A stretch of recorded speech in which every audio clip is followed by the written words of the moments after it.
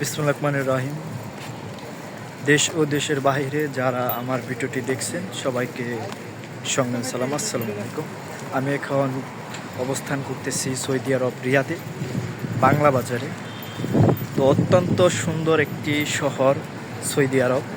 তো সে শহরে এসেছি, আলহামদুলিল্লাহ, আল্লাহর কাছে লাখ লাখ শুকরিয়া আদায় করি। তো আমরা এখন মার্কেট করে নিয়ে যাচ্ছি। আমি আসলে তেমন কিছু কিনিনি, মোটামুটি প্রয়োজনীয় জিনিসগুলো কিনেছি। আমার সাথে অনেকেই এসেছে, ওই যে দেখতে পাচ্ছেন আমাদের বাঙালি ভাইরা এসেছে।